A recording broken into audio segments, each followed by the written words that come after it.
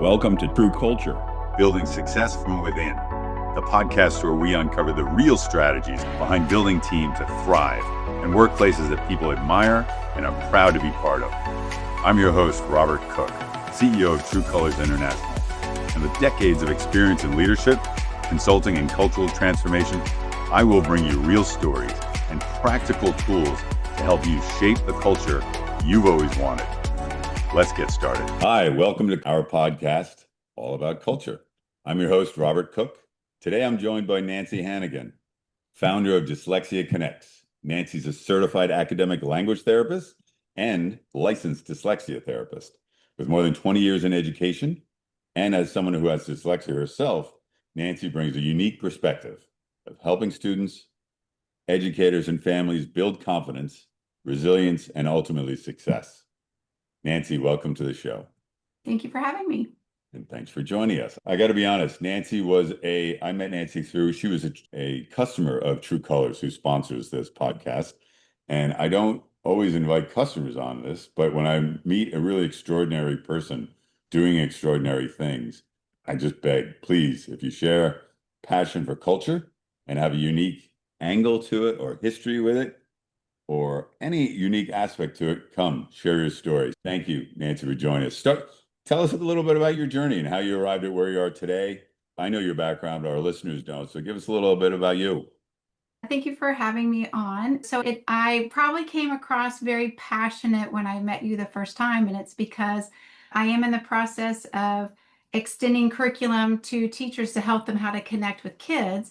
My primary background is special education, but so many of our kids right now, their behavior has changed because the climate and the environment of schools have changed.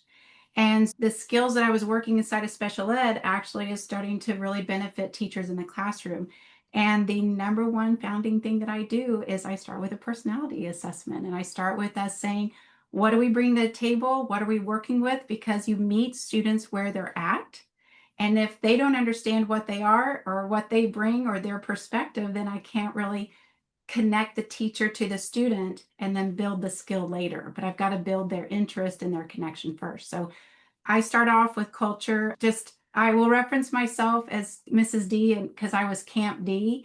And that was the culture. Our kids came in, they were campers. We had matching shirts, and they knew that every day was about growing, learning, and doing it together. So we already had that culture built in before we even talked about their personalities. Great. And I'm going to guess your personality work starts with a True Colors assessment. I'm just going to guess. Of course it does. Thank you. Good to know. I think that's half the reason I fell in love. But give us the background. How'd you go from classroom teacher, special education teacher, dyslexia therapist, to consultant to business owner? It's funny because what I tell people is when it's natural to you, you don't think it's a gift, right? Yeah. Because it comes natural. And I am a Baloo. I'm a natural connector. And so my classroom was making progress. And we had people that would come in and watch my classroom. And I was like, I'm not doing anything different. We've got the same curriculum, same PLCs. And then it was the research of Dr. David Sousa that I was like, oh, my classroom is different. Because in my classroom, we celebrated mistakes. And in my classroom, we really worked on everyone having value in our room. And we worked on when we were solving a problem, everyone's got excited and they got behind it and they were like, Mrs. D, we're going to solve it. And I was like, we really changed the culture of this classroom is different than some of the other rooms where mistakes weren't welcomed, or you need to correct something, or the expectation was the skill and not the human investing in themselves and independent and confident. I was allowed to train inside of my district. And then from that training, I trained outside of my district. And then I became an educational consultant for 150 districts. And from there, I had the opportunity to speak nationally. And now I work with the Bureau of Educational Resources. And it's exciting when you think I'm from this little tiny district and I'm doing my little tiny thing in my classroom. And now I'll have teachers from California or Maine say, oh my gosh, that's my student, or that's what I'm going through. And that's working. And just had a woman contact me and she sent me a picture of them doing some of these strategies inside their classroom. And it starts with kids learning how to invest in themselves. Then they can invest in curriculum. Yeah, that's my journey, how I met you. Nice. So it starts with just takes us to dyslexia. So you were an educator. When did you first realize dyslexia would become your life's work, if it has, part of your life's work? Let's say that. Fantastic question. So I had no idea that I had dyslexia. I had a brilliant, I'm the mom, my son is brilliant. I thought he was fantastic and he was struggling in school. And I'm like, there's no way. This kid, he's so great. And it was slowly, it built over time. I'm like, okay, this doesn't make sense. And so I started doing my own research and reading. It was the first time I heard the word dyslexia. I was like, I don't even know what that is, but this sounds like what my son's going through. And at the same time, I was an educator and I worked very well with kids who had these characteristics because I didn't know I had dyslexia. And I was like, oh, I know how they learn. Oh, I know what they need. I know what I can do for them. And so at the time my son was being identified, I was also the teacher who supported kids with dyslexia. In that process, I became a dyslexia academic language therapist.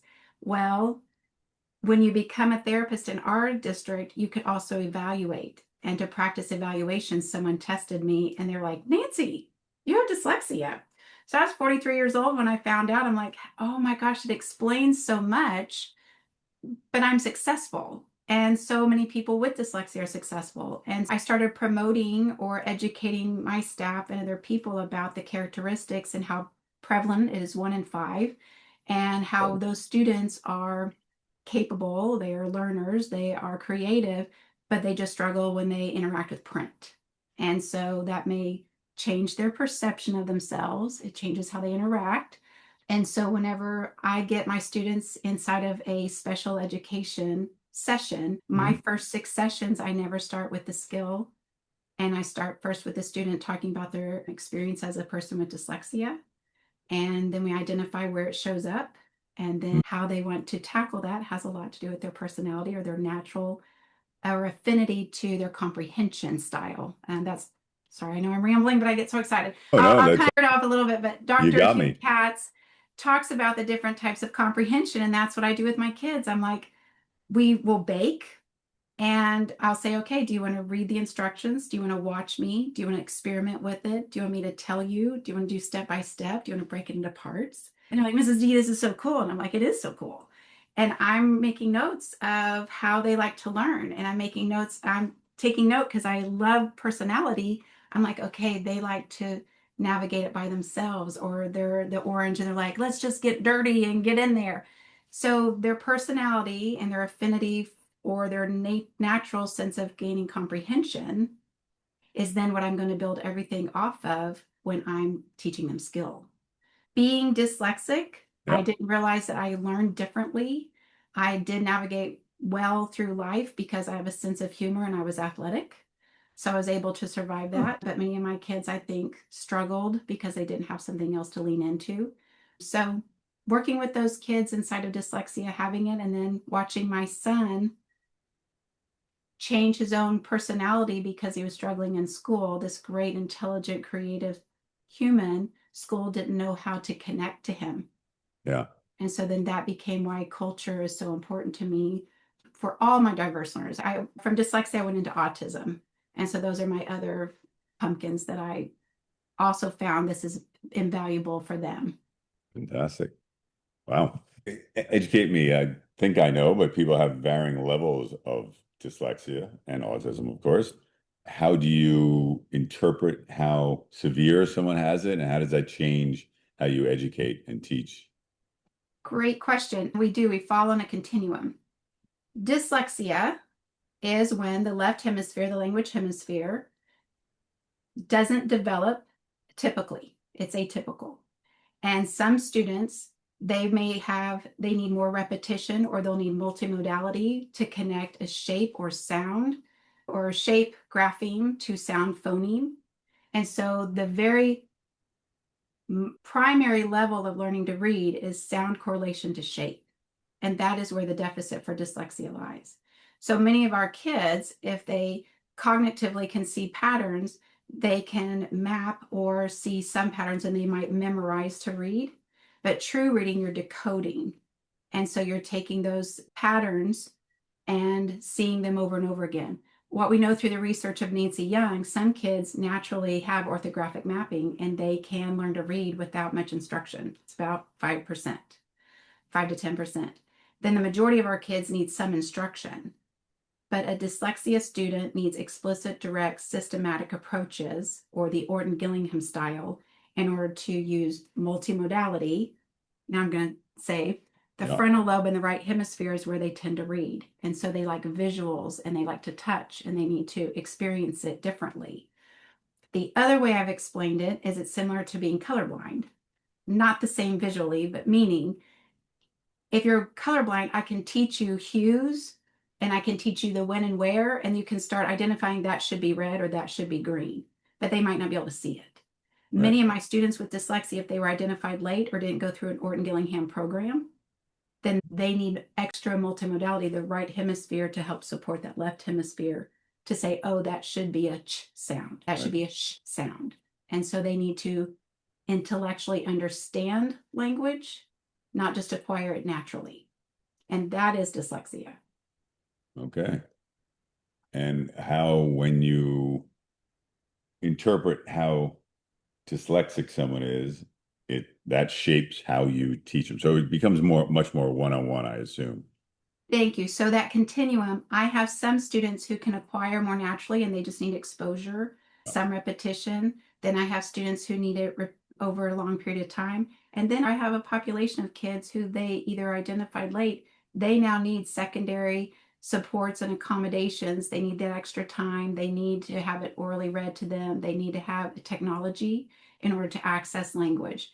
And so that continuum, if we identify early, this is research-based, we can close those gaps. But most kids, the school districts, or they don't have the resources to identify early, then that has widened, or the brain has become a more natural pathway is to read in the right hemisphere and to compensate than true orthographic mapping. They need more supports. So Right. yeah, there is absolutely a continuum. And then you get to add in the lovely other factors. So you can have a bilingual student, you can have one with ADHD, you can have a student that has speech. And so you have a myriad of other supports that need to be in place, which change the type of services or the outcome of them going through our programs. And technology must just be coming your way. If a kid can have a book read to them, it's a lot easier, but then you don't learn to read. So I think there's a certain element of bluffing when you have learning disorders. You want to get by the bluffing and actually teach a skill or help to enable. Okay, so that gets into where one of my big areas of my platform, if you will. Yeah. I do believe that when someone is identified with dyslexia, it's a both. When you just teach them skill, then you're helping them learn to decode and read and interact with language. But many people also need to learn how to manage having dyslexia. It does not go away. According to Dr. Sally Shaywitz, we can change it and we can support it, but it doesn't go away. And countless books talk about what it is like to live with dyslexia because it manifests itself in so many places. For instance, for me, 2, S, and 5 are similar in shape if I'm tired.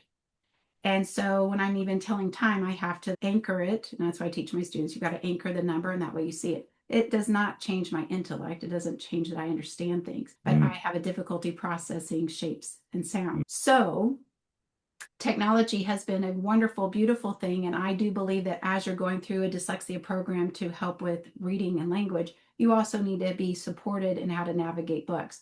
I love audio. We had an audiobook mentor program, and my students were getting cords at graduation so that they could say they read 16 books. And they're like, do you have dyslexia? Yeah. And the brain, we know in research that your brain develops the same listening to it or reading it. And so why would I hinder my students being involved and connected? And on my platform, my high school students, I would tell my teachers, I said, look, I've got kids with dyslexia, but let's just look at what this looks like. I have a student who they get the book over the summer. I know they're going into next grade. I know they need to read The Great Gatsby. We're doing it over the summer. Or they're getting audiobook, or they're going to read it with their parent, or they get more time, whatever it is. Having their intellect explored, having their interest engaged in the classroom, the investment that they have in themselves because we've acknowledged their disability and how we can support it, it changes the kids. I had kids who wanted to not be in school. They were dropping out, making some harmful choices. They better understood themselves. They inside of a culture. We have if you want to, when kids just say they have an SLD in reading, where do I go? I just get to think I'm not bright. But if you tell me I have dyslexia, I know that Steven Spielberg has it. I know that Charles Branson has it. I know that a plethora of famous people and successful people have dyslexia. Now I'm in a community and I get to have inspiration. And so it changes the perspective for these kids. And so, yes, technology, yes, that community, yes, that culture, advocate for that for them. Is it articulate? Is it a positive in any way? Do kids with dyslexia, do they tend to learn I feel faster? like you have the notes on how to segue into the Nope. next thing. Okay, that was a great question. I will say I did not prepare enough I for was like, this, but really? That's I what should you're have done gonna all ask? my homework on dyslexia, but I Okay. like to learn from my That guests. was fantastic because there's a book and I have it back here. It's called The Gift of Dyslexia. And I've advocated, and there's books called It's the Superpower and blah, blah, blah. Then Dr. Louise Moats, I was at one of her conferences and she articulated in a way that I went, I'm going to agree with that. And she said, be very careful to tell kids that dyslexia is their superpower because that's not fair. It is a disability. You would not want dyslexia. And if you come from a lower income, our pathway to prison, 80% of our prison population has a reading disability. Nobody would want dyslexia. So she said, please be cautious of saying you have dyslexia as if it's empowering. However, if you are blind, your hearing is more attuned. If you're deaf, your vision's more attuned. And she said, for the students that have dyslexia, we have found that the right hemisphere will compensate. And that is the creative area. A lot of entrepreneurs have dyslexia.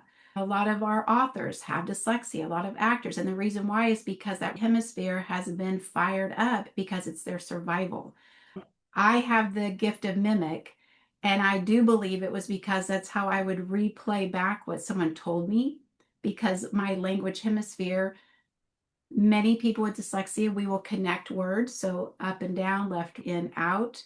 We've connected their meanings, even though we know they're opposite, but they go together, cat, dog. And so the left hemisphere will sometimes retrieve language, not in the order or the way or the timing that we would want. And so it is a deficit, but the other side of my brain, I think I'm very creative. I do think the fact that I can mimic people, it's kind of, there's different things that I've compensated. There is a strength in my creativity and with the appropriate knowledge of who I am and how I think in this disability, then I can gain my confidence. But I think prior to knowing that I had a disability, it was just a frustration. And I've seen that countless times. I have found, this is not research based, from my experience, my kids who are very aware of themselves cognitively, but don't know they have dyslexia, have more anxiety. Once I have identified them with dyslexia and we talk about where dyslexia has interrupted their lives, now they're okay. They're like, that wasn't me not trying. That wasn't my effort. That wasn't how much I cared. It wasn't my thinking.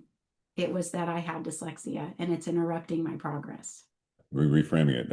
I'm having a lot of experience with ADHD and people around me. And of course, I've developed it as well. And it's the same sort of learning disability. You have to learn how to operate with, and it's not Yes. an awful life sentence. That's great. Yes. Let me ask you. So I immediately went in my head of the work you've done. I remember, I think I read that you've worked with more than 150 school districts. How well prepared are typical school districts to handle this kind of education, to deal with dyslexic students? Please tell me that most schools are better at diagnosing it and have protocols.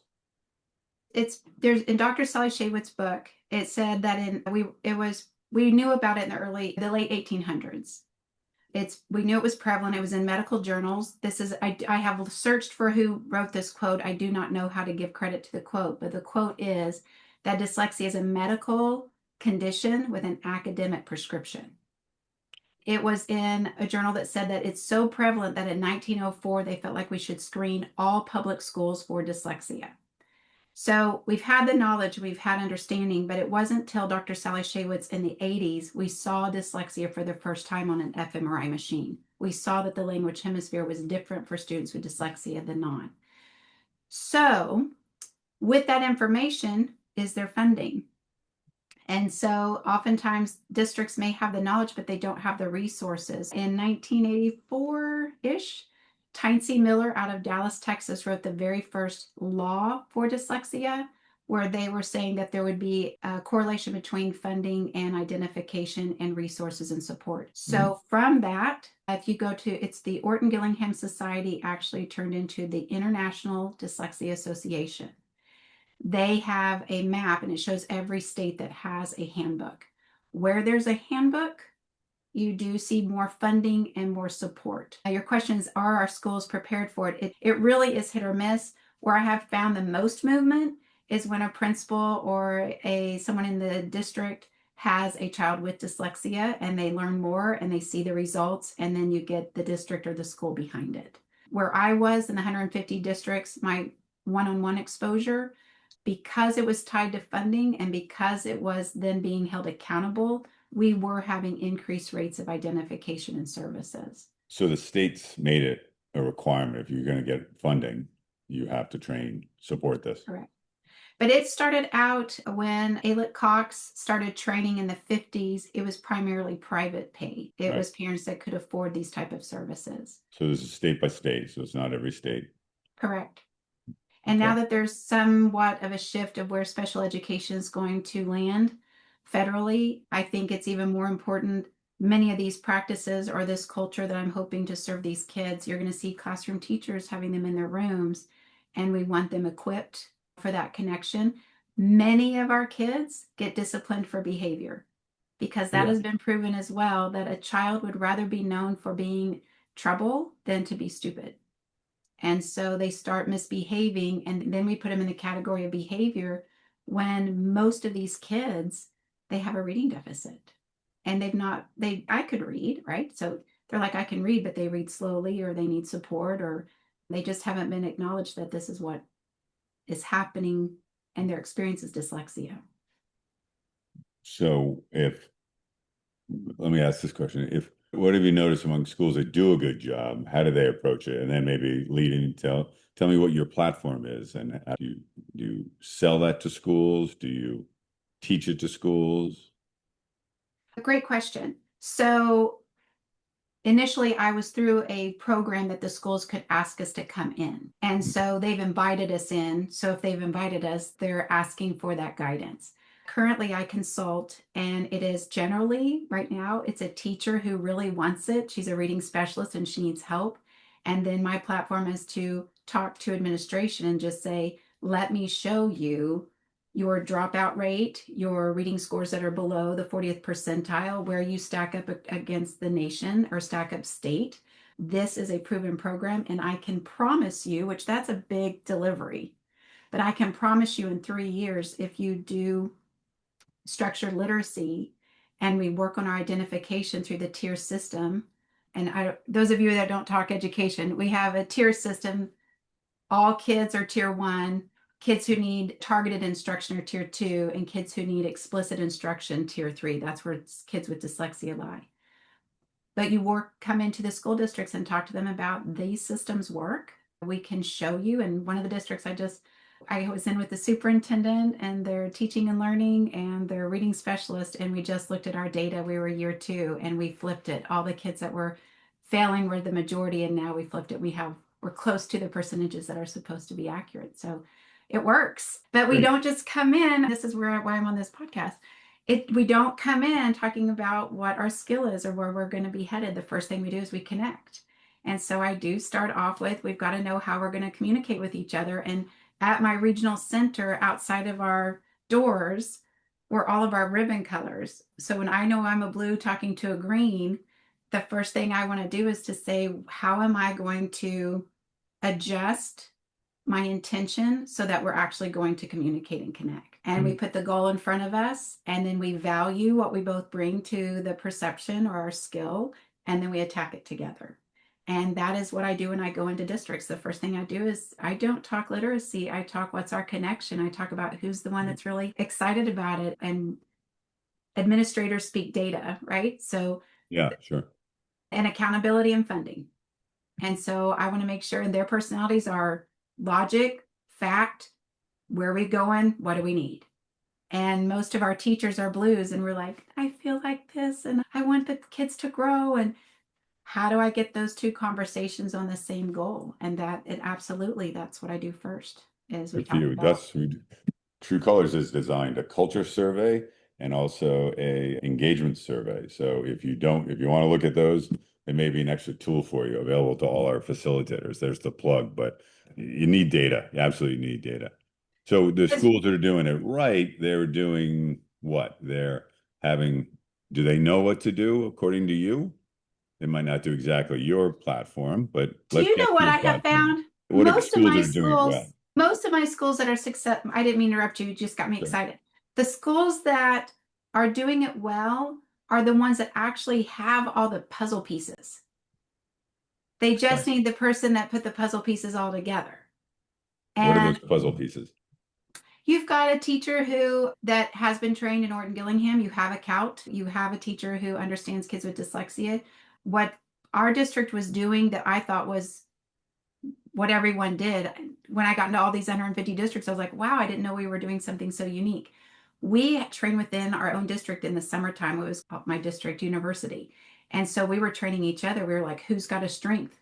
Let them train us. And we respected it and it grew us as educators. So when you have that kind of district investing in the teachers, then I invest more inside of my students. And so that culture right there is already the schools that are doing it right. I do find when you have principals that are wanting to connect, it's different than the principals who are wanting to do their job. If that makes sense. I'm trying to say it so politely, but the Yeah, ones that is where I saw the success. It was when the principals took pride and ownership in that school. It didn't matter what we brought to them. We were like, okay, now we're going to do this. And they're like, we want that for our kids. And so the ones that really had a passion, that's where I saw a difference in the school districts. And I just did a state training and I had the privilege of being in front of principals. And I said, you really are the gatekeepers of the movement because the district can have policies and mission statements and all these great things on paper. And you can have a teacher who's fired up, but until the principal says this is what's going to happen on our campus, they really can push it forward or they can kill it. I will give a shout out to my teachers. Since COVID, August, teachers come back all giddy because they can't wait to get their room set up and they can't wait for the kids to come and they're looking at their roster. And since COVID, you can almost feel they're tired in August. And you're like, so it's in kind of August. nice Why? to, huh? Why is that? Why is that in August? Why are they starting the Behave. year? Number one, when I go in, the first thing I say, they'll see the session title and they're like, oh, we're going to be told that we're not enough. We're going to be told we need to do more. We're going to have to add to what our tool belt has. And the first thing I say is, you can see the title. I'm here for structured literacy, but I'm actually here to feed you first. And we're going to complement what you are doing across the country. I can tell you teachers are tired. So we're going to talk about the kids' behavior. And the whole room will go, oh, you get it. And I'm Right. like, but I'm not putting it on my kids. Our environments have changed. The landscape of schools have changed. Technology is going at such a rate. The boundaries of our conversations have changed. Our food has changed. Kids getting the right amount of sleep has changed. So it's not kids, it's our environment. And we have control over that.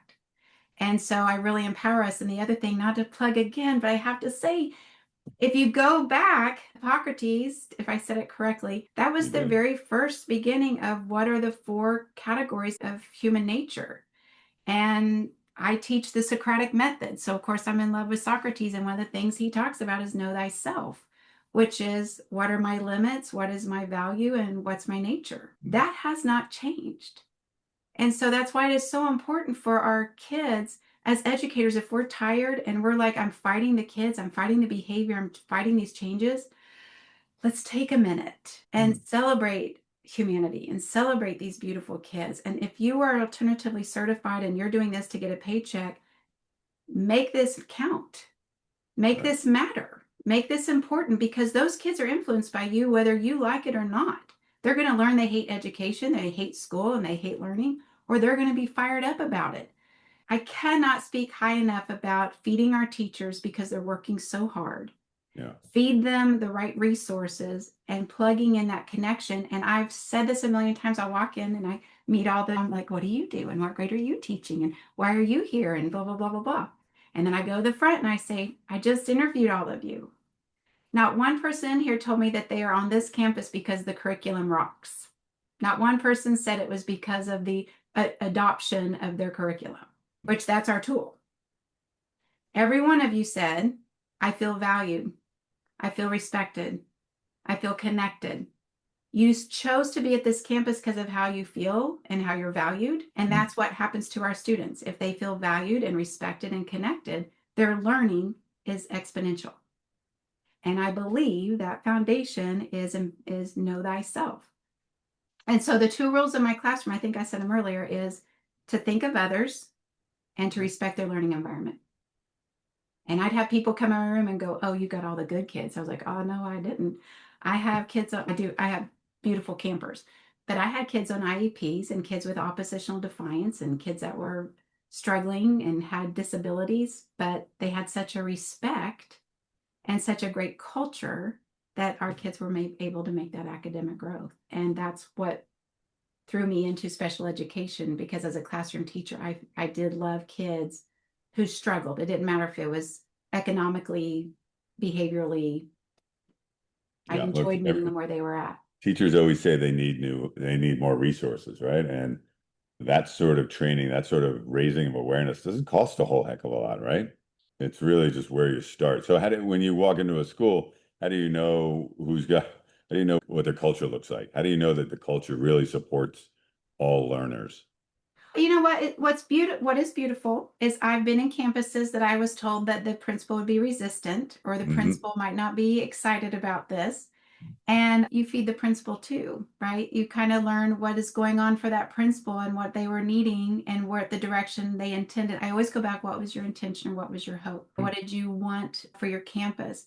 And sometimes they've lost that energy or that excitement. And so we go back to that, or they might not have had the knowledge of it. I've got some principals, elementary is not their thing, or high school is not their thing. They've been placed there.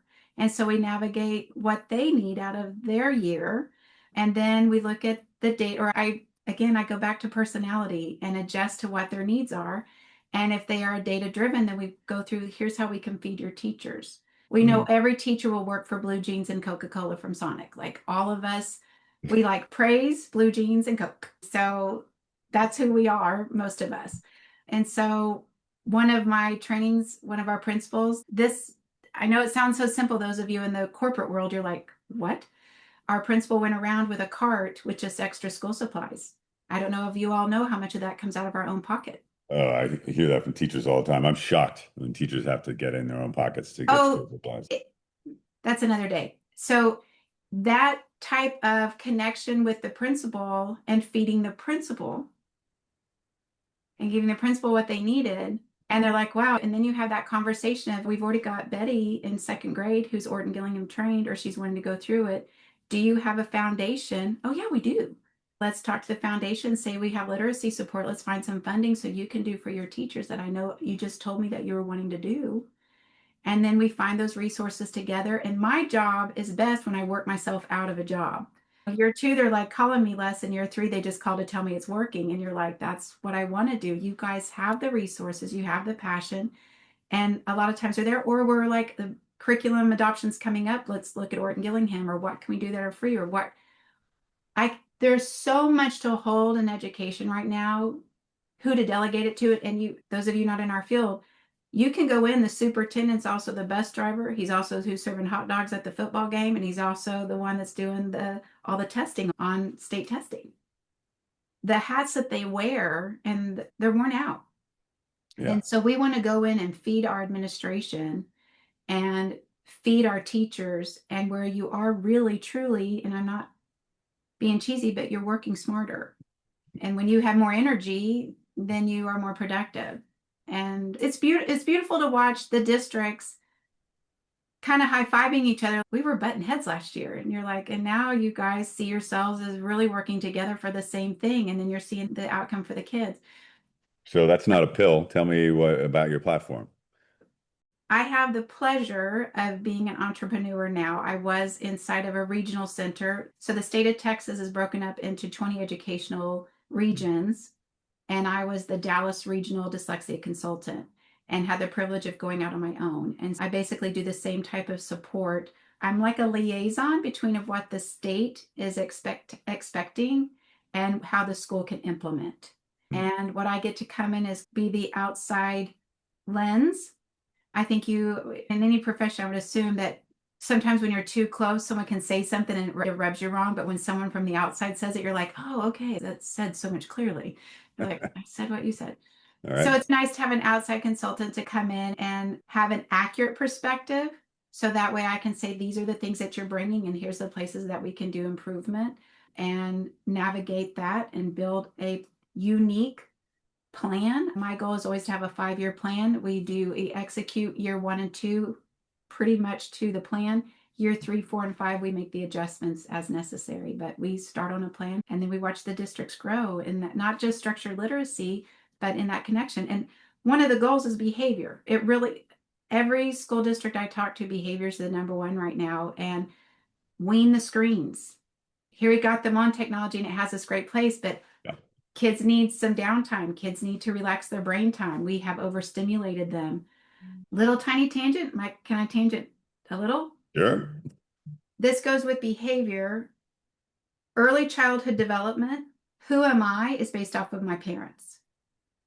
Middle school, who am I is based off of my peers. High school, who am I is based off of new adults. With social media, they're bouncing off of too wide of a span, and our kids are not grounded in themselves. And again, having a reflection of who they are shifts from what I'm supposed to be to the world, but how am I literally designed and wired, and what do I bring and value myself? And I do believe my kids with dyslexia who were wanting to drop out of school, when we did this, they were like, Mrs. D, I saw myself as not able. And I'm like, I believe you. My kids that had autism, they were like, Mrs. D, no one's ever explained it to me that way. I just thought it meant that I wasn't social. And I said, the way that you socialize has value and a place because you haven't tapped into it. You didn't know how to belong. And so we're going to help create that for you. And I So had kids. what's the platform? It's platform that you're pitching. You're pitching culture. What? Thank you for clarifying that and reeling me back in. I get excited. I come Good in job. for structured literacy, for the science of reading and dyslexia, Okay. special education, Then you take over. under the MTSS and RTI model. So I am a consultant to help the school districts increase their reading. Okay. That's my platform. But to explain what I do is I build the connection and the culture so that the change can happen. That's why we're here. Right. Gotcha. I needed to bring that full circle because look, I want people to be able to connect with you and reach out to you. Just didn't know how big you were going to go. So we're going to start with the reading, but then it also first really starts with the understanding. I cannot move a district forward until we have a culture. And because I'm big on t-shirts. So the last district we're going to have canoes and we're rowing together because they already have the teachers. They already have the resources. They already have the passion. They already have the students. What they need is the one row together. And if they all do it, it's going to be there. So it's the culture of literacy. And we're on that page. But that was built by having that connection to each other and what we bring. And then we're going to be teaching them how they're going to connect to those students. Any other secret tools you use besides True Colors? Are there any other modalities that you adopt that you practice with other than True Colors? Or is it everything your own program that starts with awareness and then gets into the hard skills of teaching with this? So look, the answer is no, you don't really use any other modality or any other real program. But I do, but yes. How can I ask that better? You can ask it. I know how I'm going to answer it now. You can ask it again. Great question. It's on a district basis or a campus basis of what we're going to do. In order to get them connected, no. That is how we base our culture. And I think it is absolutely great because not only do we recognize what my strengths are, I also recognize where my weaknesses are. And that way it builds that compatibility because I can recognize what I need to bring or where I'm sensitive. I'm a blue. And I told my principal one time, I said, I know who I am. And I said, I'm going to be fantastic with students that are struggling because I am intuitive and I will connect to them and get them to where they need to be. But if you don't say good morning to me in the morning, I will wonder if I'm getting fired. I do believe that having that as the foundation for me building that connection is True Colors. Yeah. But once I get in there, what I'm going to do for reading, we have lots of different measurements that we use, and we look at the resource and the curriculum that they design. In the tier system, we've got to use evaluations under special education. Inside of reading, we have our own tools. But Sure. for the compatibility and that connection, absolutely, I use True Colors. All right. So for those uneducated listeners, let me explain. When Nancy says I'm a blue, True Colors Oh, breaks down personalities into four colors, and you are not one thing. You are not one color. She's not a blue, but she might be a primary blue. But we believe you have all four elements within you, and you flex accordingly.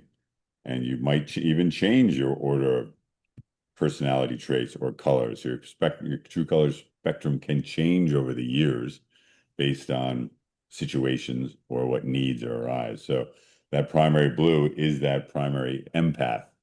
She really cares and needs to connect. So if you don't say good morning to Nancy, she's going to feel out of esteem and go right to her insecurity of, did I do something wrong? Just give her a hug if you see her, a high five, and let her know you're good, and then she'll go on her way. Yeah. I'm able to regulate. And so I did my colors, gosh, what, 10 years, 12 years ago. And I redid it this year and they have changed.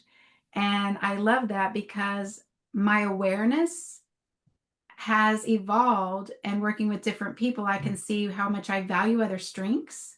And so I can see how I've incorporated inside of my primary blue. So and I'm glad you said that because I'm also just as much orange as I am blue. So a little bit of Great. green and yellow. Glad we could come. Let me go back to dyslexia if you don't mind, and then we can come Yeah. back and to your programs and how people can reach out with you. But I'm interested in the dyslexia thing. So do you go in and do you teach teachers how to deal with kids with dyslexia, or is that only if you're going into teacher platform? Like what are the good teachers doing about dyslexia and what are bad? And can you help them? Or is there a simple recipe other than connection?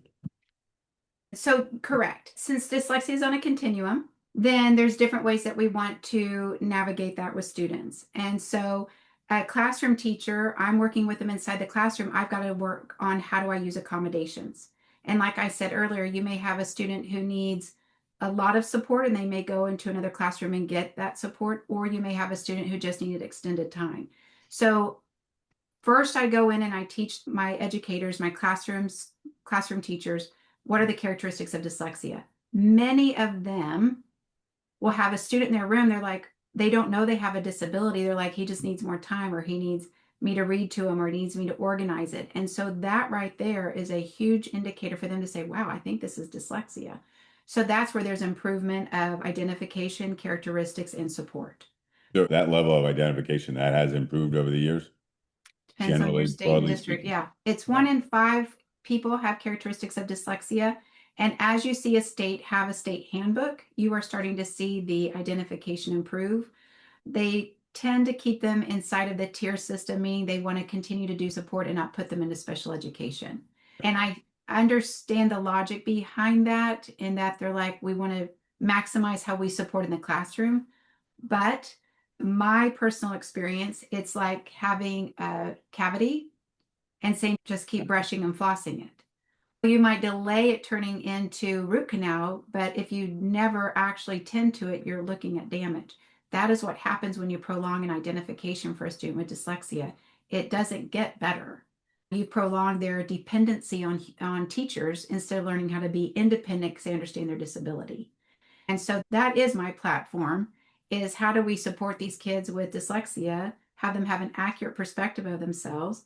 How do we give them the appropriate accommodation so that they are consistently advocating for themselves? And so that is training the classroom teachers so that they see characteristics and move them into identification. And that's actually under Child Find. It's a federal law.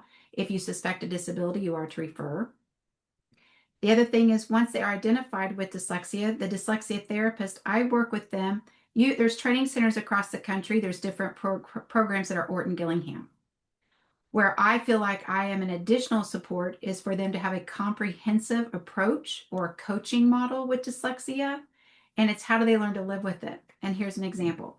We had a student in our school that was blind, and anytime she'd walk down the hallway, the polite thing to do, she wasn't using her, they called it a stick. If there's another name for it, that's what it was called. If she wasn't using it, I would just move out of her way. As a campus, we were called into the library to be told that is not doing her any good. They're like, she has to learn how to be blind. A car will not move. So if she is walking down the hallway and she's not using her stick, you're to have her bump into you and then say, were you using your stick? She'd go, no, and say, you need to go back and walk from the cafeteria. And you felt, oh my God, that's horrible. But the same is true for my kids with dyslexia. I really think that we have sweet darling syndrome as educators. We just don't want them to have a disability. They're better than that. They're too smart to have a disability. When in reality, let me face it, if I need glasses, I can handle contacts or corrective surgery, but I need to know I need glasses. And so if I have dyslexia, I need to face that and then know how to navigate it. So I think it's very powerful for educators to learn how to handle them in the classroom, and then for dyslexia teachers to know not just to teach them how to decode, but how to manage dyslexia and how to survive. Dr. Sally Shaywitz says it doesn't go away. You learn how to manage it. How about at home? Do you work with parents at all? What can parents do? Do they often miss it just as much? And how can they diagnose it? How can you help them? You were a parent, you had it, didn't know you had it, and you had kids with dyslexia. I feel like you had notes. So that's the other thing, because I was a parent struggling for so many years. I was like, I have a great kid. What's wrong with him? Why do you not know what to do? Your teachers, what are you? What, I don't help him. Help me.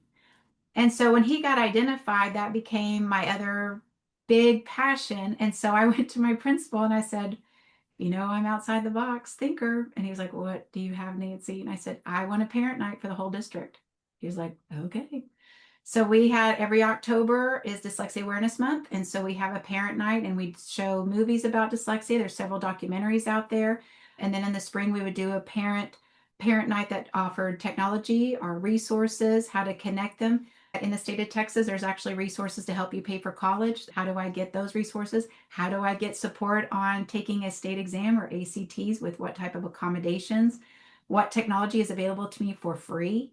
So absolutely, we want to educate our parents, because as soon as they're identified, they got a folder from me and we had a separate session. I was like, I'm about to train you on how to navigate this so that you become an advocate and a positive, instead of constantly get your homework done, talk to your teacher, making it negative or a have to, instead of we're going to own this and be successful. And so we educate the parents on those type of resources, and there's support groups. There's Decoding Dyslexia. It's a parent organization that you can get involved in. Most states have it available. So yeah, absolutely, we want to get those parents on board. So many of those districts, we would have our parent nights and they would come in. And many times the parents would just be like, oh my gosh, I should have said that differently. I'm like, we're not going to go backwards. Now we know how we're going to communicate moving forward so that your child owns it, right? But they also do not feel shame. And that's where they really start evolving as someone that's not even part of my story. Yes, I have dyslexia, but look how successful I am. So help the parents out. If they don't know how to diagnose it, what can they look for? You don't want to wait until your kid's really struggling and then say, hey, I should check for dyslexia. There are warning signs. Help the parents out with the early signs. So your early signs are actually going to be that phonological awareness. And so you might hear a child. So here's even my preschool. There, number one, knowledge about dyslexia and their characteristics is how our parents can help and start seeing it. We do not want to wait. Preschool, kinder, and first grade, we can know dyslexia and we can lessen that gap. And so some of the things is you'll have a student, like for me, I would say mustache and not mustache. I have the speech ability, but the way I was hearing it was different. And so I was saying it wrong. That's across the board with kids with dyslexia. They're like, oh, it's so cute, or oh, that's what they say. And the parent might not even correct it or know it's something, right? So that's a characteristic. The other one is retrieval of language. So Dr. Sally Shaywitz will tell us that it's not just in decoding, looking at letters and reading, or encoding, hearing sound and writing the word. It's also in language retrieval. So one of my examples for my parents, I said, if you have your child and you're like, okay, come on, get to softball, get your stuff, come on. And the kid comes back and they say, Mom, where's my dad got his at Academy and I bought mine at Target. You had a coupon. The coach says don't sit on it. Your glove? How did you say Academy and coupon and couldn't retrieve glove? And that's a characteristic of dyslexia. They're Okay. struggling to retrieve a word. Or they'll say the wrong word. They'll say up when they meant down. They'll say left when they meant right. Or they'll have directional things. So these are characteristics that parents, if they start thinking about it, they'll start noticing it. And that is even prior to their reading skills. Then they start reading at school and the other kids are catching on faster. The other thing our kids will have difficulty with, they can read a noun like mountain, but they get confused with were, there, is, from. The reason Wow. why is if I'm reading in my frontal lobe, I can visualize a mountain and then I memorize that word. But what is an is? What is a was? So when you see your kids in first grade starting to struggle with sight words versus nouns and verbs, that's another characteristic of these kids. And then my last one for preschool, and I asked this Dr. Pickering, shout out to her. She is a trailblazer in dyslexia, and I had the privilege of being mentored by her. And I said, this is something I do in my class. Is this okay? She said, absolutely. It's that language retrieval, and it's the rate or the automaticity. And so if I have my little preschooler come up or kindergartner, first grader, and I have my colors in front of them, me knowing they know them. And Yeah. I'm like, Mrs. D is going to point to a color or say a color, and I want you to point to it. Red. Their rate was right on. Yellow, green, blue. Their rate was there. They understood it. They knew what to do. So comprehension's there, capabilities there, knowledge is there. I'll bring Mm. them back to the teacher table a few days later and I'm like, we're going to do that again. And Mrs. D is going to pull up a color and you're going to tell me that color. And I'll pull it up and they'll go, oh, the sun, the color of the sun.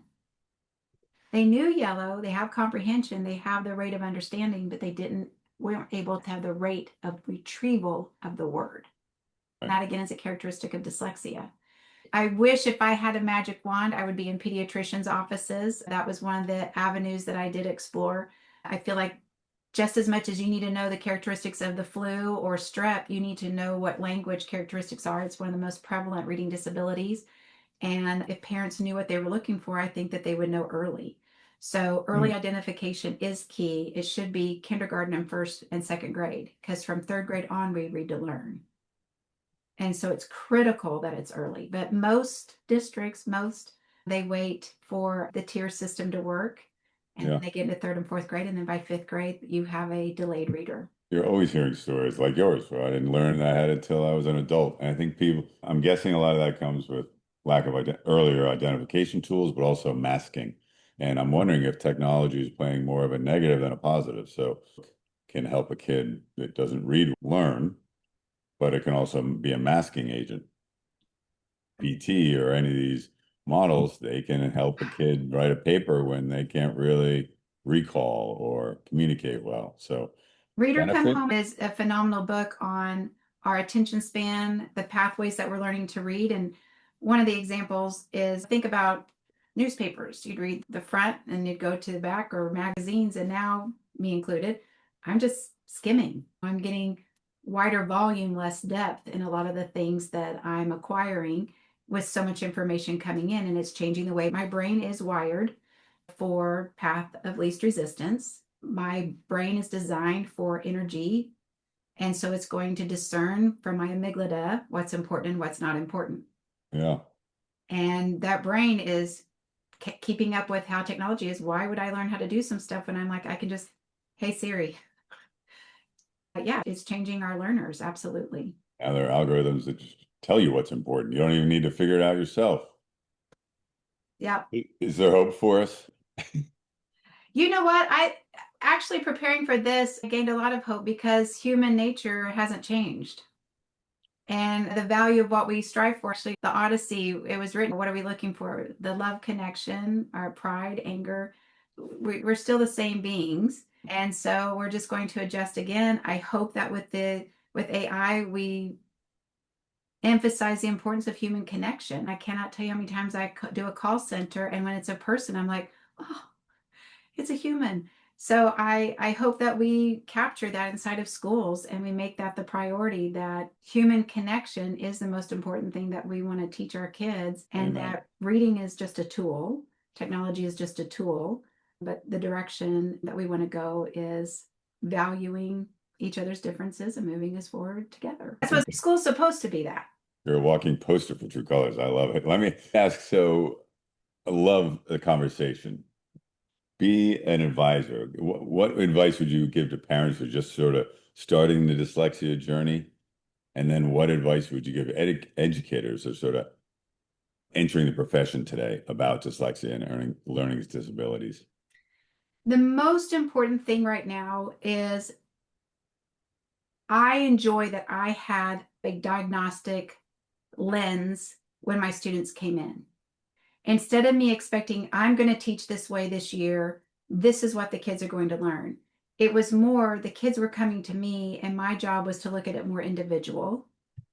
And when teachers have the perspective of individuals that are going to gain skill, but to become who they're supposed to be, it's just a different perspective of that classroom and that gain. For the lens of dyslexia, if you have teachers looking at it that way, it becomes very prominent when there is typical and atypical students. And as soon as a student's atypical, I want to ask why atypical. And is it trauma? Is it behavior? Is it physical? Is it academic? What is that atypical? And many of our teachers right now are alternatively certified. And I do encourage our districts that have those teachers, welcome to our profession. I have great teachers who have fallen in love with our field and are phenomenal. And they actually bring a new perspective from teachers. They're like, why aren't we doing it this way? And we're like, wow, that is a better way.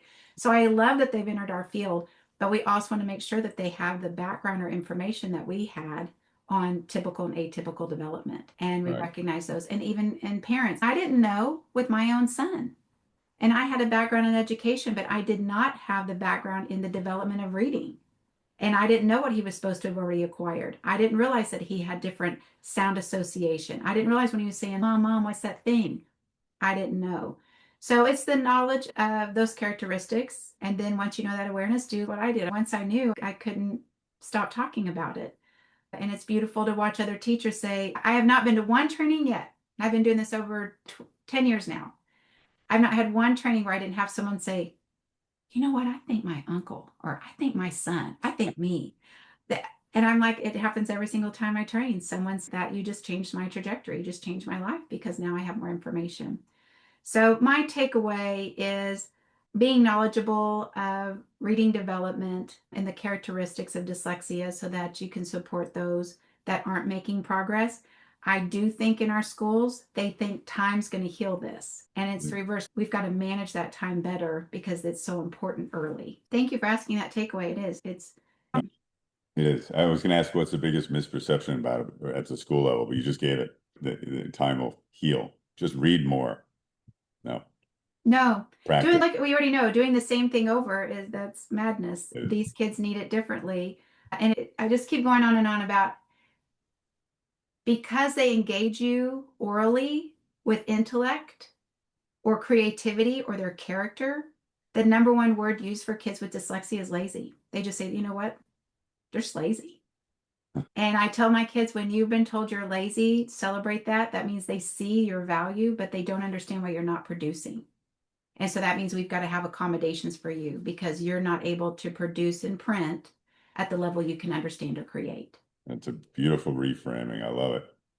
So you are a breath of fresh air. First time I met you as a customer, I just said, I have got to get this woman's message out more. Nancy, you are a breath of fresh air, obviously a great resource. There's a lot out there. I had a quick look on dyslexia on the web, and there are dyslexia associations everywhere. So there's plenty of information out there. But if a school or a family wants to connect with you to help in this battle, where can listeners learn more about Dyslexia Connects, your company, and what you're doing? Yes, if they just put in Dyslexia Connects, add the S because there's another company. So add the S, Dyslexia Connects, or they can actually now, I just updated my website. So if they put in Nancy Hannigan, it will also go to my website. They are more than welcome to ask me for a consultation. I love coming in just to speak to the schools as an inspiration for them to get on board about dyslexia or recognize those characteristics. I still do work with families. Every year I'm like, oh, I'm not going to take on a student. And then I fall in love with the family and I still take on some students at any capacity that I can serve where my family did not have that. It brings joy to me to know that we connect on this level. And the stories, I mean, I tell one more little newest Go. ones. I had a mom who asked me to tutor, and I was like, I do not have the time right now. That it takes too much. I can't. She said, we just meet her. I guess she knew. So I met her daughter, fell in love, and she was a junior in high school. She was in the Y tricycle, and that's when my kids completely just shut down because they've never been taught what is dyslexia, what do I need for dyslexia, and how do I live with dyslexia. So after we navigated that, it took us about a year to earn our trust and gain our confidence and learn our stress responses and how to approach. They did another evaluation, and the evaluator told her parents that she was not going to be able to go to college, that she did not have the skills to achieve that. And her mom's crying. She says, Nancy, is that true? And I went, that is absolutely not true. Your daughter deserves not only to be in college, she's going to be an author one day. Your daughter is going to be successful in college. These are people that do not have the awareness and knowledge of dyslexia. No, that's insane. And we found out that her daughter got one of the highest, not only material, but also honoring scholarship as a freshman. We've just completed our freshman year in college, and she's doing absolutely successful. I'll check this semester if she made straight A's, but it's a misconception that just because I'm doing it in a different way that I'm not capable. Is she using tutoring? Yes. Is she using AI? Yes. Is she having audiobooks? Yes. Is she intelligent, creative, and amazing? Yes. It is thrilling to connect to people that didn't have the answers. And it is at the district level, it's at the campus level, the teacher level, and families. Thank you very much for having me for this platform. Yeah, my pleasure. Where are you based? And I imagine you can do stuff virtually, but I imagine you get on airplanes too. So I train nationally. So I go online if that's easier for the district, but absolutely. In fact, yes, I travel and go into districts. And I prefer being in, I don't know what True Colors says about this, but I do believe there's a different connection when you can feel the room. I do prefer being in the room and going up to their tables and meeting them, and it makes the experience different. And I've told them that. I said, when I'm in the room, it comes alive and we feel it and it becomes a good day. And I've had more principals say, my teachers are so pumped about going to work. And I'm like, because I love our field and I want them to love that. Yeah, I will. Yeah. I'll go anywhere. Look, we train virtually and in person, and there's no question that in person, look, if COVID made us experts in Zoom, right? But it also taught us about personal connection, and in-person connection really drives. It's a feel. I agree. So, Yeah. Look, Nancy, thank you. You're very inspiring, and your work you're doing is God's work. So thank you for joining us today. Thank you for sharing your insights and experiences, your passion for helping students and families discover their strengths and their own self through various tools is very inspiring. And thank you to the listeners for joining us. Nancy Hannigan, have a great day. Thanks so much for your time today. Thank you for having me. I appreciate it. Thanks for tuning in to True Culture. If you found today's conversation valuable, be sure to subscribe and share the show with your friends and colleagues. For more information about our approach and services at True Colors, visit us at truecolorsintl.com or reach out for a free consultative conversation. And remember, culture isn't just something that happens, it's something you design. See you next time.